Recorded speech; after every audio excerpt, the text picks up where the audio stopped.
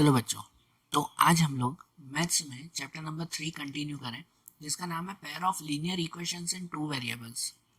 देखो, ये चैप्टर में हम लोग जो जो मेथड्स देख रहे थे ना, कि इस चैप्टर की तीन मेन मेथड है, substitution method, elimination method and cross multiplication method. आपने सब्स्टिट्यूशन की जो है वो एक्सरसाइज कंप्लीट की, एक्सरसाइज 3.3, वो मेथड अच्छी तरह से सीखी। एलिमिनेशन की मेथड अच्छी तरह से सीखी एक्सरसाइज 3.4 में। आज हमें नई मेथड सीखनी है, क्रॉस मल्टीप्लिकेशन मेथड, जिसके लिए एक्सरसाइज 3.5 है। हर एक मेथड के आपके टेक्स्ट बुक में अलग अलग एक्सरसाइज दी गई है, तो यहाँ पर भी आज हम लोग एक्सरसाइज 3.5 देखेंगे। अब देखो, जैसे मैंने पहले भी बताया था कि ये तीनों मेथड और इवन ये पूरा चैप्टर आपके एग्जाम के लिए बहुत इंपॉर्टेंट है। आपके एग्जाम में इस चैप्टर में से काफ़ी पूछा जाता है, ठीक है ना, काफ़ी प्रोपोर्शन में पूछा जाता है इस चैप्टर में से। तो इम्पोर्टेंट चैप्टर है और ये तीनों मेथड्स आप लोग अच्छी तरह से समझना और ध्यान में रखना। आपने दो मेथड समझी, उसकी अच्छी तरह से फिर से प्रैक्टिस कर लेना। अब हम लोग तीसरी मेथड शुरू करते हैं, क्रॉस मल्टीप्लिकेशन मेथड। अब क्रॉस मल्टीप्लिकेशन मेथड है ना, है इजी, लेकिन इसमें फॉर्मूला याद रखनी है। आगे की जो दो थी ना, उसमें मेथड थी कि मेथड वाइज जो है वो हम लोग कर रहे थे, पहले ये स्टेप करो, फिर ऐसा करो, फिर वो करो, ऐसे स्टेप्स करते थे। जबकि इसमें इसमें स्टेप्स के साथ फॉर्मूला है। क्रॉस मल्टीप्लिकेशन में फॉर्मूला है, सीधी फॉर्मूला रखो, वैल्यू रखो, आंसर मिल जाएगा आपको। तो क्रॉस मल्टीप्लिकेशन भी इजी रहती है, लेकिन ऐसा एक्सपीरियंस बता रहा हूँ कि भाई काफ़ी बार स्टूडेंट्स जो है वो ये कहते हैं कि क्रॉस मल्टीप्लिकेशन थोड़ी सी लॉन्ग है, बाकी के दोनों के कंपैरिजन में लॉन्ग है। आपको जब एग्ज़ाम में पेपर लिखना होता है ना, जस्ट बता रहा हूँ मैं, और सुनना ध्यान से, कि एग्ज़ाम में जब आप लोग पेपर लिखते हो ना, तो आपके पास टाइमिंग कम होता है। तब उस वक्त आप लोग जो है वो लॉन्ग मेथड करने बैठो तो उसमें टाइम जाता है। तो जितना हो सके ना, जितना हो सके एग्ज़ाम में जब आप सम करो ना, तो तीनों में से एलिमिनेशन मेथड ज़्यादा प्रेफर किया करो, क्योंकि वो छोटी मेथड भी है, टाइम भी कम लेगी और इजी भी है, जल्दी से हो जाएगा वो सब। एलिमिनेशन आपने किया था ना वैसे। क्रॉस मल्टीप्लिकेशन भी इजी है, लेकिन वो टाइमिंग ज़्यादा लेगी आपसे। अब लेकिन अगर एग्ज़ाम में मेंशन हो कि आपको करना ही क्रॉस मल्टीप्लिकेशन मेथड से है, तो फिर कंपलसरी करना पड़ेगा, भले बड़ी हो या छोटी हो। लेकिन अगर एग्ज़ाम में मेंशन ना हो ना, सिर्फ लिखा हुआ हो कि भाई एक्स और वाई की वैल्यू ढूंढो या सिर्फ सॉल्व करो, तो तीनों में से जो मेथड आपको ईजी लगती हो ना, जो मेथड छोटी लगती हो, उससे सॉल्व करना। बराबर है? तो सीखनी तीनों मेथड है, फिर एग्ज़ाम में जिससे आप सॉल्व करो। तो आज हम लोग ये क्रॉस मल्टीप्लिकेशन मेथड देखें ना, तो एक्सरसाइज 3.5 में हम लोग पहला क्वेश्चन देखें, जिसमें लिखा हुआ है कि which of the following pair of linear equation has a unique solution, no solution और infinitely many solutions, and in case there is a unique solution, find it by using a cross multiplication method. अब cross multiplication से तो करना ही है, लेकिन एक चीज़ है कि सबसे पहले इक्वेशन में ये चेक करो कि क्या इक्वेशन में यूनिक सॉल्यूशन मिलेगा, या तो फिर नो सॉल्यूशन मिलेगा, कि फिर इनफाइनेटली मैनी सॉल्यूशन मिलेगा। इन तीनों में से कौन सा सॉल्यूशन है इक्वेशन का, वो पहले चेक करो, और उसके बाद अगर यूनिक सॉल्यूशन हो ना, if there is a unique solution, तो फिर उसे क्रॉस मल्टीप्लिकेशन से सॉल्व करना है, क्योंकि इनफाइनेटली सॉल्यूशन और नो सॉल्यूशन में तो सम गिना ही नहीं जाता। सिर्फ यूनिक सॉल्यूशन हो ना, तो ही आगे सम काउंट करेंगे।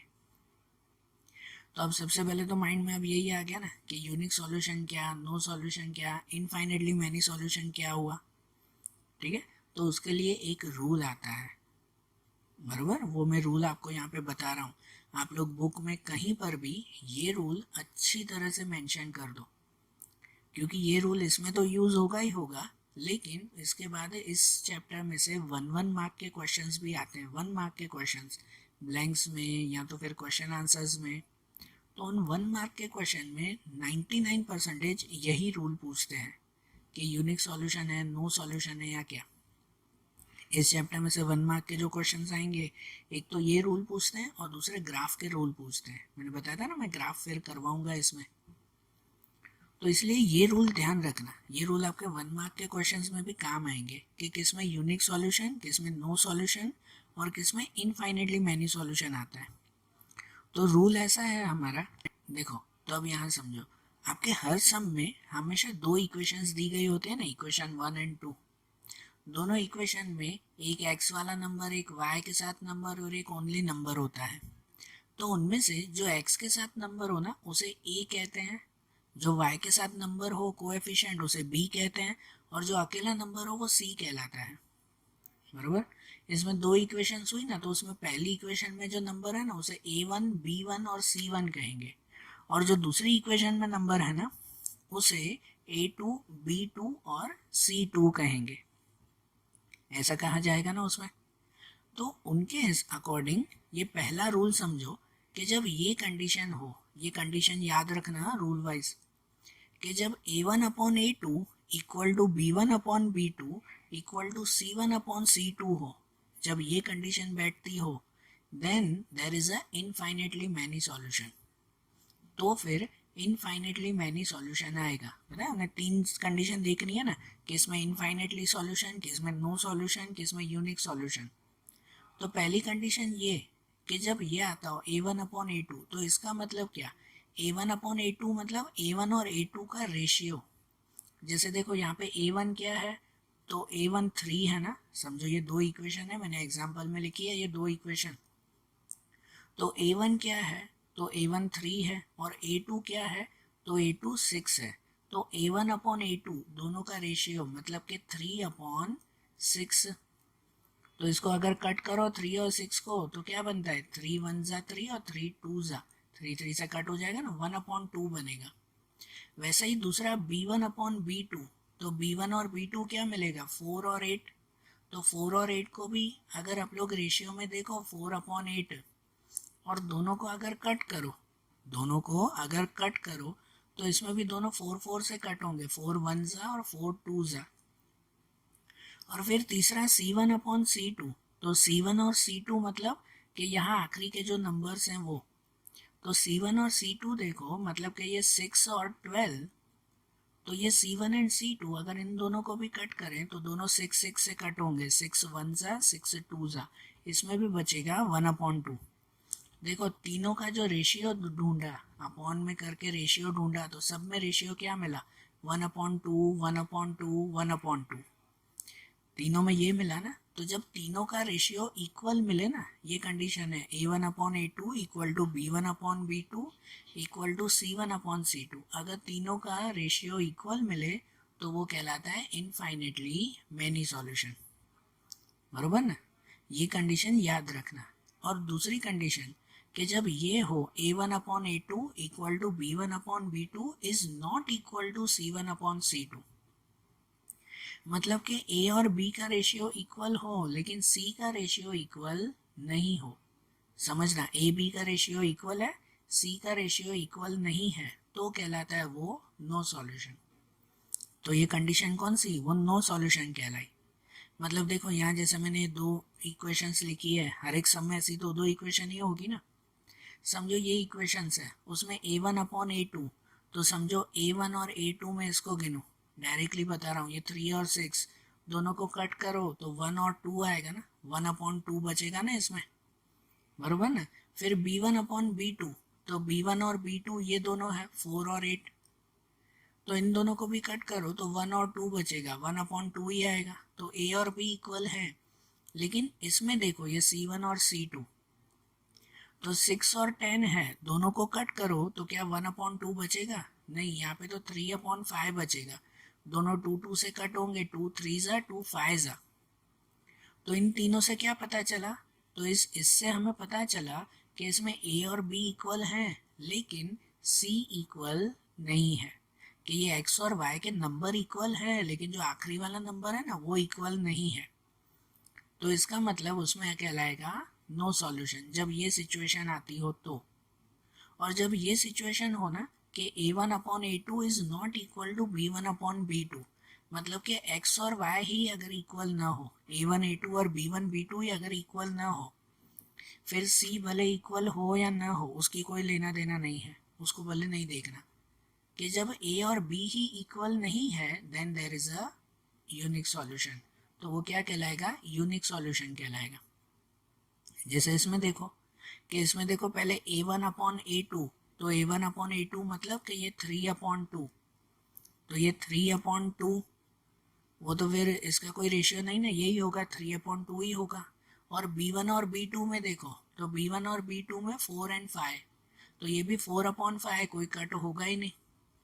तो इन दोनों का ही रेशियो इक्वल नहीं बैठ रहा है। इसमें कैसे हो रहा था, इसमें ये 1/2, ये भी 1/2 आ रहा था, इसमें आ रहा है नहीं ना, इसमें दोनों इक्वल बनेंगे ही नहीं। जरूरी नहीं 1/2, कोई भी इक्वल होना चाहिए, ये ए और बी, तो है इसमें इक्वल नहीं है, तो ये कहलाएगा यूनिक सॉल्यूशन। समझे? तो ये तीनों कंडीशन याद रखना बेटा, 1 मार्क के लिए भी, और ऑलमोस्ट उसमें वही पूछते हैं कि बताओ इसमें कौन सा इनफाइनाइट सॉल्यूशन है, तो इसे चेक कर लिया करो, ये कंडीशन में रख के चेक किया करो, तो पता चल जाएगा इनफाइनाइट है, नो सॉल्यूशन है कि यूनिक है। और हमें जो अभी सम करना है ना, हर एक सम में ये चेक करना है, अगर इनफाइनाइट सॉल्यूशन हो तो बात खत्म, नो सॉल्यूशन में भी वहीं पे ही बात खत्म। लेकिन अगर यूनिक सॉल्यूशन हो ना, तो हमें फिर क्रॉस मल्टीप्लिकेशन मेथड यूज़ करनी है। यूनिक सॉल्यूशन में हमें यूज़ करनी है पूरी मेथड, समझे ना? तो देखो अब हम लोग इसके सम्स देखें तो पता चलेगा। जैसे देखो इसमें ये पहला क्वेश्चन देखें, इसमें दिया हुआ है कि x minus 3y minus 3 equal to 0, और दूसरे में 3x minus 9y minus 2 equal to 0। ये पहली और दूसरी इक्वेशन है ना, बराबर। इन इक्वेशन में से पहले लिख दिया करो a1 b1 c1 क्या है, a2 b2 c2 क्या है, पहले वो लिख दो। तो ये जो हम लोग वैल्यू रखे ना, तो देखो यहाँ पे पहले a1 क्या, तो यहाँ पे x के साथ कोई वैल्यू नहीं है, तो a1 कहलाया 1, कोई वैल्यू नहीं मतलब 1 ना, तो a1 की जगह पे 1 लिखेंगे। b1 पे क्या लिखेंगे, ये -3, तो b1 की वैल्यू ये -3, और c1 पे क्या लिखेंगे, ये -3, तो c1 की वैल्यू भी -3। ठीक है, फिर दूसरा दूसरा जो है वो देखो कि दूसरी इक्वेशन में a2 पे क्या आएगा, तो a2 पे ये 3 x के साथ वाला नंबर, b2 पे क्या लिखेंगे, ये -9 लिखेंगे, और c2 पे क्या लिखेंगे, तो c2 पे -2 लिखेंगे। ये जो लिखे ना आपने, ये दोनों जो स्टेप्स लिखे, तो अब नेक्स्ट स्टेप में जो हमें रेशियो में ढूंढना है ना, वो रेशियो में आप लोग ढूंढ लेना, कि जैसे कि पहला रेशियो हम लोग ढूंढते हैं a1/a2, तो a1/a2, तो a1 पे क्या लिखा 1, और अपॉन a2 पे 3, तो ये तो वही रहेगा 1/3, ये मिला ना a1/a2। फिर दूसरा ढूंढना एंड b1/b2, तो b1 पे क्या लिखा -3, b2 पे -9, दोनों को 3 से कट होगा, तो 3 1 जा 3 3 जा, और माइनस माइनस भी कटना, तो ये भी मिला 1/3। फिर c1/c2, तो c1 पे -3, c2 पे -2, माइनस माइनस कट होगा, नंबर कट नहीं होंगे, तो उसे लिखेंगे 3/2। तो ये जो तीनों रेशियो मिले ना, a1 a2 b1 b2 c1 c2, तो उसमें चेक करो, देखो उसमें a1 a2 और b1 b2 सेम है, ये दोनों 1/3 है, लेकिन c1 c2 सेम नहीं है, वो 3/2 है। तो इसमें कंडीशन क्या बैठी पता है, कि इसमें ये कंडीशन हुई कि a1/a2 इक्वल टू b1/b2, ये दोनों इक्वल हुए, and is not equal to c1/c2, तीसरा इक्वल नहीं कहलाया। तो आगे जो मैंने 3 कंडीशन बताई थी, उसमें से ये कौन सी कंडीशन बनी, कि जब a और b इक्वल हो और c इक्वल नहीं है, तो उसके लिए क्या कहते हैं, उसके लिए कहते हैं नो सॉल्यूशन। आगे तीनों रूल बताए ना, वो रूल एक बार बुक में अच्छी तरह से लिख दो कि ये नो सॉल्यूशन कहलाए, तो यहाँ पे लिखेंगे the given pair of linear equation has no solution. समझ आई बात कैसे करना है? और जब ये नो सॉल्यूशन मिल गया, तो अब इसमें सम करना ही नहीं है, इसमें क्रॉस मल्टीप्लिकेशन यूज नहीं करेंगे, क्योंकि नो सॉल्यूशन है, सॉल्यूशन मिलेगा ही नहीं। तो अब ऐसे ही दूसरा सम देखें, जिसमें यूनिक सॉल्यूशन आए ना, तो क्रॉस मल्टीप्लिकेशन मेथड सीखेंगे हम लोग। तो अब इसमें दूसरा सम देखें। अब सेकेंड सम में ये दिया हुआ है 2x plus y equal to 5, 2x plus 3y equal to 8, बराबर। अब यहाँ पे एक और चीज़ ध्यान रख दो बेटा, एक और चीज़ ध्यान रखो क्रॉस मल्टीप्लिकेशन के लिए, सिर्फ कि क्रॉस मल्टीप्लिकेशन मेथड में जब भी ये दो इक्वेशंस दी गई हो ना, सिर्फ इसी मेथड के लिए, आगे सब्स्टिट्यूशन और एलिमिनेशन में ये टॉपिक नहीं था। तो सिर्फ क्रॉस मल्टीप्लिकेशन में जो भी इक्वेशन हो ना, तो उस इक्वेशन में सभी नंबर एक तरफ कर दिया करो और इक्वल टू के उस साइड सिर्फ 0। मतलब ये जो पहली इक्वेशन दी गई है ना 2x plus y equal to 5, इसे इक्वेशन नहीं मानेंगे क्रॉस मल्टीप्लिकेशन में, इसे नहीं। बरोबर। क्रॉस मल्टीप्लिकेशन के लिए अगर हमें इक्वेशन बनानी है ना, तो इसे नहीं, इसे पहले सही करेंगे। सब एक तरफ होने चाहिए, इक्वल टू के उस तरफ सिर्फ 0 ही होना चाहिए। ये क्रॉस मल्टीप्लिकेशन का रूल है, ध्यान रखना। मतलब कि यहाँ पे हम लोग इक्वेशन बनाएंगे कि 2x प्लस वाई, और ये प्लस 5 भी इस तरफ आ जाएगा, वो हो जाएगा -5। x और y तो यही थे ना, प्लस 5 को यहाँ ले आए, ये -5 इक्वल टू 0। ये आपकी पहली इक्वेशन बनी। बराबर, ये आपकी इक्वेशन 1 हुई। वैसे ही दूसरी इक्वेशन में भी इसे इक्वेशन नहीं गिनेंगे आप लोग, इसमें a b c की वैल्यू मत लिखना, नहीं तो c की वैल्यू गलत हो जाएगी। इसमें इक्वेशन गिनेंगे हम लोग कि पहले 3x फिर प्लस 2y, और ये प्लस 8 यहाँ आ जाएगा, -8 इक्वल टू 0। ये हमारी सेकेंड इक्वेशन बनी। ठीक है, तो ये फर्स्ट और सेकेंड इक्वेशन बनाएंगे और इस पर से फिर ए बी सी की वैल्यू लिखेंगे। नहीं तो क्रॉस मल्टीप्लिकेशन में आप लोग डायरेक्ट वैल्यू लिखने बैठोगे ना, तो प्लस माइनस की मिस्टेक हो जाएगी, ये ध्यान रखना और अच्छी तरह से नोट करना। सब्स्टिट्यूशन और एलिमिनेशन, फिर से बोल रहा हूँ, सब्स्टिट्यूशन और एलिमिनेशन डायरेक्ट सॉल्व करते जाना, उसमें कोई देखने की जरूरत नहीं है। लेकिन क्रॉस मल्टीप्लिकेशन में ये चीज़ खास देखना। तो अब इसमें वैल्यू रखे ना, तो जैसे पहला जो है वो ये a1 कहलाएगा, ये 2x, वो a1 की वैल्यू कितनी हुई 2, फिर ये y अकेला है मतलब 1, b1 की वैल्यू हुई 1, और ये c पे कहलाया ये -5, तो c1 की वैल्यू -5। अगर यहाँ से लिखते ना आप लोग, तो आप खाली 5 लिख देते, -5 नहीं, फिर पूरा गलत हो जाता। फिर वैसे ही दूसरी इक्वेशन से देखो कि a2 की वैल्यू कहलाई ये 3, b2 की वैल्यू कहलाई ये 2, और c2 की वैल्यू कहलाई ये -8। बराबर। अब इन पर से पहले रेशियो ढूंढ लेना, पहले a1/a2 मतलब कि ये 2/3, फिर b1/b2 ये 1/2, कट तो हो ही नहीं रहे, और c1/c2 पे -5 और -8, माइनस माइनस कट, तो बचेगा 5/8। क्लियर। अब देखो यहाँ पे कंडीशन के हिसाब से ये a1, ये b1, ये c1 कोई भी इक्वल नहीं है, मतलब a1 a2 not equal to b1 b2 not equal to c1 c2। तो अगर तीनों इक्वल नहीं है ना, तो इसमें हमने बताया था कि पहले दो खाली इक्वल ना हो ना, फिर तीसरा भले हो के ना हो। अगर पहले दो ही इक्वल नहीं है, then there is a unique solution. ठीक है, पहले दो इक्वल नहीं होने चाहिए, तीसरे को भले काउंट करो कि ना करो उसमें। अगर a1 a2 और b1 b2 इक्वल नहीं है, then there is a unique solution. और अगर इसमें यूनिक सॉल्यूशन है, तो अब हम इसे क्रॉस मल्टीप्लिकेशन से सॉल्व करेंगे। अब हम लोग फार्मूला रख के सॉल्व करें, इसमें हमें यूनिक सॉल्यूशन मतलब a की x और y की वैल्यू ढूंढेंगे हम लोग। तो ढूंढे अब, तो देखो ये जो इक्वेशंस हैं, अब ध्यान देना, अब हम लोग सम शुरू करते हैं। तो यहाँ पे मैं फिर से लिख रहा हूँ कि ये हमारा क्वेश्चन था, ये पहली इक्वेशन थी ना, 2x plus y minus 5 equal to 0, ये फर्स्ट इक्वेशन है।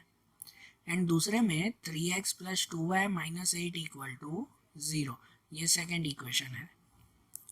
ये हो गई दो इक्वेशन। अब इसे जैसे मैंने बताया कि ये फार्मूला वाइज हमें सॉल्व करना है, और आप लोग फार्मूला वाइज एक बार रखते जाओगे ना, तो ये सब में डायरेक्टली आपको वैल्यू मिल जाएगी, कोई स्टेप्स करने की जरूरत नहीं, आपके स्टेप्स खुद ब खुद आगे बढ़ेंगे। तो फार्मूला वाइज ऐसे रखेंगे कि इसमें जो है वो सम के 3 पार्ट कर दो। आपकी टेक्स्ट बुक होगी ना, तो आपके टेक्स्ट बुक में जो है वो 3 पार्ट करके लिखना, टेक्स्ट बुक के बिल्कुल बीच में जो है वो नोटबुक में 3 पार्ट कर देना। पहले पार्ट में लिखना x इक्वल टू, दूसरे पार्ट में y इक्वल टू, तीसरे पार्ट में 1। बराबर, x y एंड 1। x के नीचे ये कोएफिशिएंट लिखना, ये फार्मूला है, ध्यान रखना बेटा। कि x के नीचे आप लोग लिखना b1 b2 c1 c2। इसका मतलब क्या कि देखो x के कोएफिशिएंट कौन से आते हैं, तो x के कोएफिशिएंट ये a1 और ये x का कोएफिशिएंट ये a2 आता है, a1 और a2 आता है ना। लेकिन क्रॉस मल्टीप्लिकेशन में ये a1 a2 छोड़कर बाकी के नंबर x के साथ लिखना, मतलब x के नीचे लिखेंगे b1 b2 और c1 c2। फिर y के नीचे इस b को छोड़कर बाकी के नंबर लिखना, तो y के नीचे लिखेंगे c1 c2 and a1 a2। और फिर इक्वल टू 1, 1 मतलब ये जो ये जो कांस्टेंट नंबर कहलाते हैं ना, अकेले नंबर, उसके लिए ये 1। तो 1 के नीचे है ना, ये नंबर को छोड़कर बाकी के a1 और b1 लिखना है, मतलब a1 a2 and b1 b2। बराबर। क्रॉस मल्टीप्लिकेशन के लिए आप लोग बुक के 3 पार्ट कर देना, x equal to y equal to 1। फिर x के नीचे ये अपॉन में नहीं, आप कोई डिवाइड नहीं कर रहे हो, बस x एक पार्ट है और उस पार्ट के नीचे आपको लिखना है। x के नीचे इस x को छोड़कर बाकी के कोएफिशिएंट लिखते हैं, मतलब कि b1 b2 c1 c2। y में उसको b को छोड़कर c और a लिखते हैं, और 1 में c को छोड़कर a और b लिखते हैं। अब क्रॉस मल्टीप्लिकेशन इसे कहते हैं कि यहाँ जो आपने ये वैल्यू लिखी ना, इनका क्रॉस मल्टीप्लाई करते हैं ऐसे कि ये b1 का c2 से मल्टीप्लाई, ये b2 का c1 से मल्टीप्लाई। बराबर। क्रॉस मल्टीप्लाई ये करते हैं, तो यहाँ लिखेंगे b1 multiply c2 b2 multiply c1, ये b1 multiply c2 and b2 multiply c1। बराबर। फिर दूसरे में भी इक्वल टू y के नीचे भी क्रॉस मल्टीप्लाई, ये c1 का a2 से मल्टीप्लाई, c2 का a1 से मल्टीप्लाई, ये क्रॉस मल्टीप्लाई। तो c1 का a2 से c1 a2 माइनस, बीच में माइनस की साइन है फॉर्मूला वाइज, c2 का a1 से मल्टीप्लाई कि c2 मल्टीप्लाई a1। ओके। और उसके बाद यहाँ पे कि a1 का b2 से मल्टीप्लाई, a2 का b1 से मल्टीप्लाई, तो यहाँ लिखेंगे a1 b2 माइनस ये a2 b1 या तो b1 a2। ये क्रॉस मल्टीप्लाई हुआ ना, ये आपकी चैप्टर की मेन फार्मूला कहलाती है क्रॉस मल्टीप्लिकेशन की। आपको अगर ये स्टेप्स नहीं लिखना है और फार्मूला याद रहती है तो आप डायरेक्टली ये स्टेप लिख सकते हो, शुरुआती यहाँ से कर सकते हो आप लोग। लेकिन कितनी बार स्टूडेंट्स को ये फार्मूला याद नहीं रहती, कि ये फार्मूला कौन सी है याद नहीं रहती, तो वो फार्मूला बनाने के लिए मैं ये एक स्टेप बता देता हूँ कि ऊपर लिख दिया करो बुक में कि भाई पहले x, ठीक है, फिर इक्वल टू y, उसके नीचे नंबर, इक्वल टू 1, उसके नीचे ये नंबर, तो x के नीचे b1 b2 c1 c2 ऐसे लिखोगे ना, तो फार्मूला भी याद रह जाएगी कि हाँ इसका क्रॉस मल्टीप्लाई करना है, b1 का c2 से मल्टीप्लाई माइनस b2 का c1 से मल्टीप्लाई।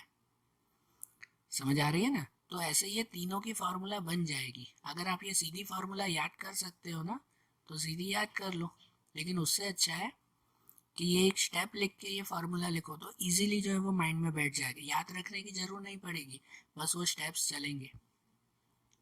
अब ये जो आपने फार्मूला लिख दी ना, तो अब ये नेक्स्ट स्टेप में क्या करेंगे, तो इन सब की वैल्यू लिखेंगे। ये b1 c2 b2 c1 इन सब की वैल्यू हमें पता है ना ऊपर से, बराबर ना। ये इससे आगे जो है वो आपने पहले लिखा a1 a2 sorry a1 b1 c1 और a2 b1 a2 b2 c2, वो सब वैल्यू आपने लिखी ना पहले, तो वही वैल्यू आप यहाँ लिखेंगे। जैसे देखो यहाँ है b1 c2, तो फार्मूला वाइज b1 पे कौन सा, तो b1 पे यहाँ 1 और c2, तो c2 पे यहाँ ये -8, तो b1 c2 मतलब b1 पे ये 1 और c2 पे -8। फिर ये b2 c1 की वैल्यू, तो उसकी वैल्यू भी ऊपर से लिख देना, b2 पे 2 और c1 पे -5, बीच में माइनस ही है ना, बीच में माइनस ही लिखेंगे बस उनकी वैल्यू ब्रैकेट में। इक्वल टू यहाँ है c1 a2, तो c1 a2 पे c1 पे ये -5, a2 पे 3, ये वैल्यू ऊपर से लिखेंगे ना यहाँ दोनों इक्वेशन पे कि c2 क्या कहलाया और c1 क्या कहलाया।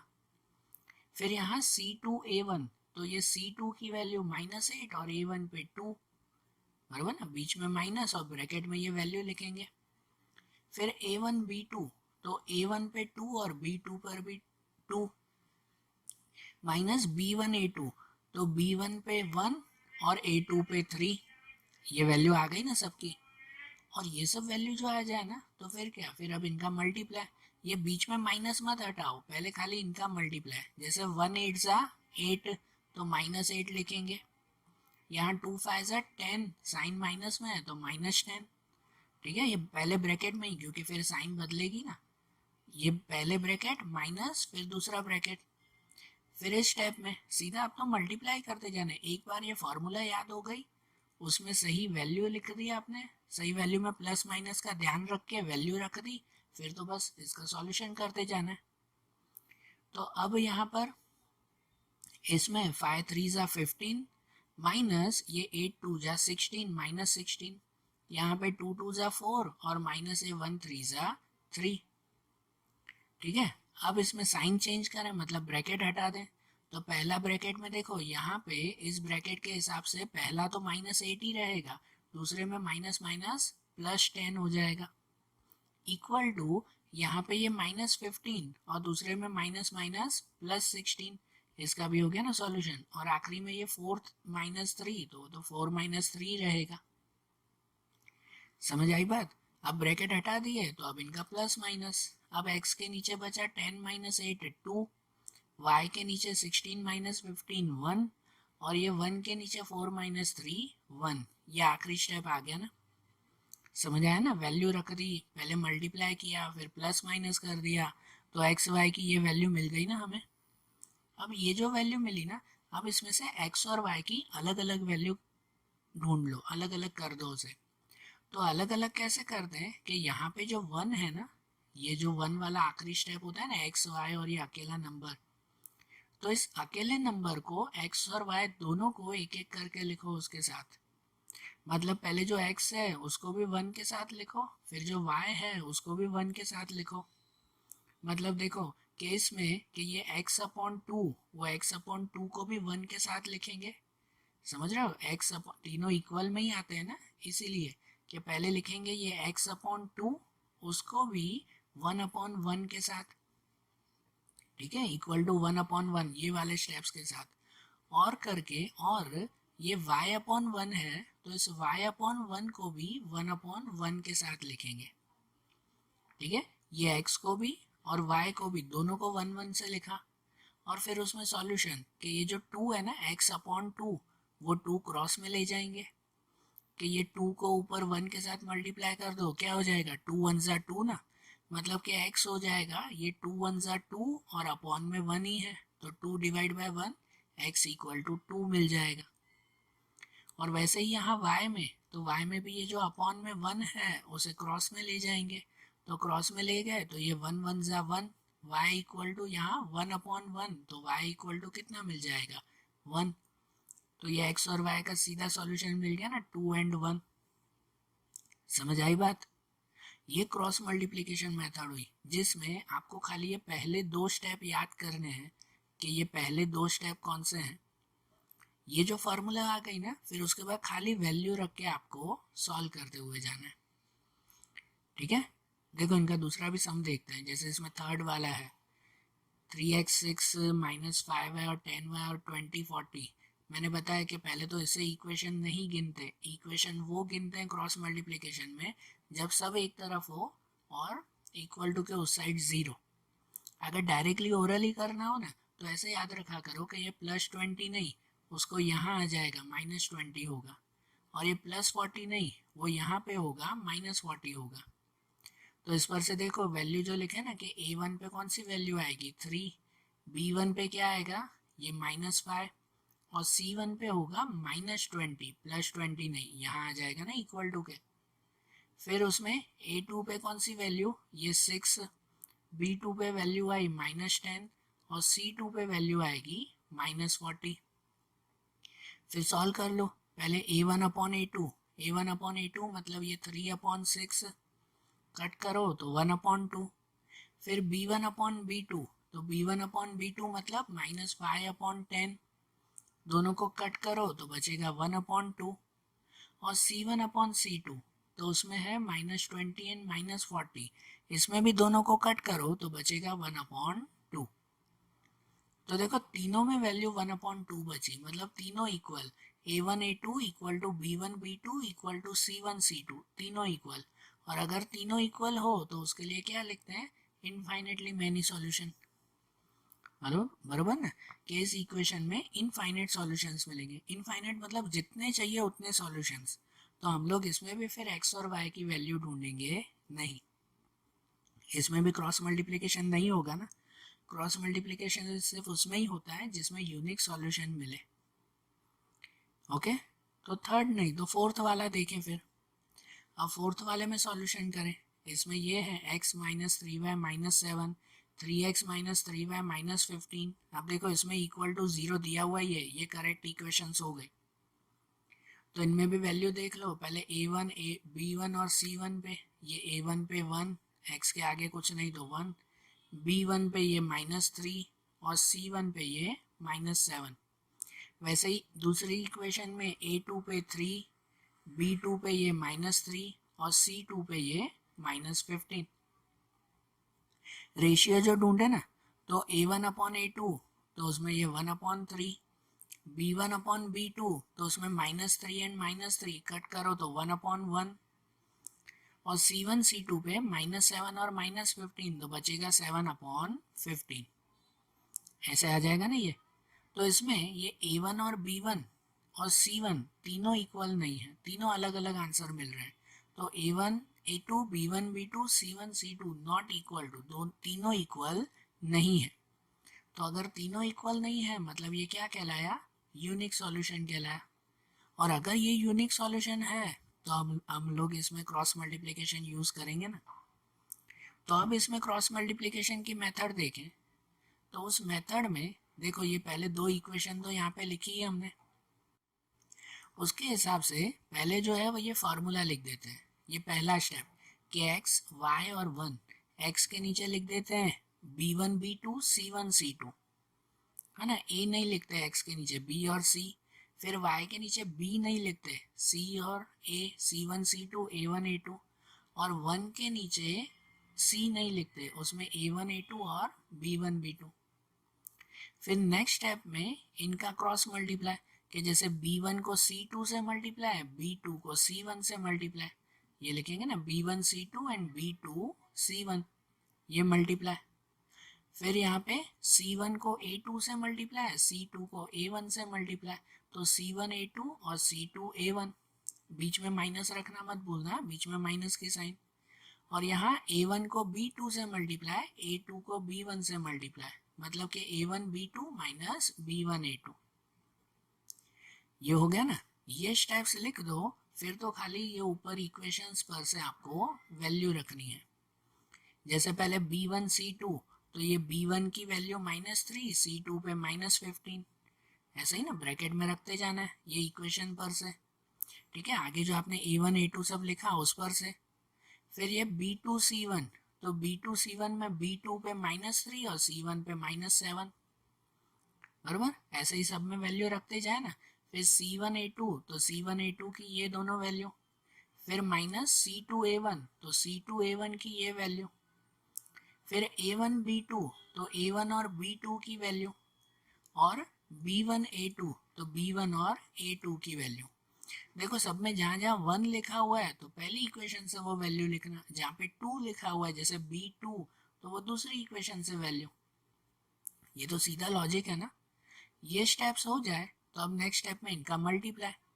जैसे पहले ये 15 3 45, साइन देखो तो माइनस माइनस प्लस 45 हो जाएगा, माइनस बीच में, और ये ब्रैकेट में 3 7 21, साइन भी देखो तो माइनस माइनस प्लस 21। यहाँ पे 3 7 21, साइन में माइनस प्लस माइनस 21, बीच में माइनस, ये 15 1 15, साइन में माइनस प्लस माइनस 15। यहाँ पर भी ये 1 3 3, साइन में ये प्लस माइनस -3, बीच में माइनस, और ये 3 3 9, और 3 3 9, साइन में माइनस प्लस -9। फिर इस स्टेप के बाद ये ब्रैकेट हटा दो। देखो पहले ब्रैकेट में कोई साइन ही नहीं है तो वही लिखेंगे 45 माइनस 21। दूसरे ब्रैकेट में ये पहला -21 रहेगा, पहला नंबर वही, दूसरे नंबर में साइन बदलेगी, दूसरे में माइनस माइनस प्लस 15। यहाँ पे पहला नंबर भी वही -3 और दूसरे में माइनस माइनस प्लस 9। और इस स्टेप के बाद आखिरी स्टेप में तो इनका प्लस माइनस, जैसे 45 माइनस 21 तो 24, यहाँ -21 और प्लस 15 तो -6, और यहाँ -3 और प्लस 9 तो 6। ये स्टेप आ गया ना, जब आखिरी में एक एक नंबर बच जाए ना, तो फिर ये x को भी इस 1 के साथ लिख दिया करो इक्वल टू करके, और ये y को भी 1 के साथ। मतलब x को अगर 1 के साथ लिखें तो x/24 इक्वल टू 1/6। जहाँ पे ये जो अपॉन में 24 है उसे क्रॉस में ले जाएंगे, तो 24 1 जा 24 और अपॉन में 6 आएगा, तो 24 डिवाइड बाय 6 कितना हो जाएगा, x इक्वल टू 4, वो डायरेक्ट मिलेगा। वैसे यहाँ y/-6 को उसको भी 1 के साथ इसके साथ लिखें तो 1/6। अब इसके नीचे भी जो -6 है उसे यहाँ ले जाएंगे, तो -6 को यहाँ ले जाओ तो -6/6, तो -6/6 बचेगा -1। तो ये x और y की सीधी वैल्यू मिल गई ना, x पे 4 और y पे -1। ये सॉल्यूशन। समझ आई बात है ना, सिंपल ये मेथड। ठीक है, थोड़ी लॉन्ग लेकिन बहुत सिंपल है ये मेथड, सिर्फ फार्मूला रख के सॉल्व करो। और आज जैसे हमने इसकी ये मेथड देखी ना क्रॉस मल्टीप्लिकेशन की, अब इसी एक्सरसाइज के आगे के क्वेश्चन, इसके प्रॉब्लम सम्स, वो अब हम लोग कल के वीडियोस में देखेंगे। Okay, thank you.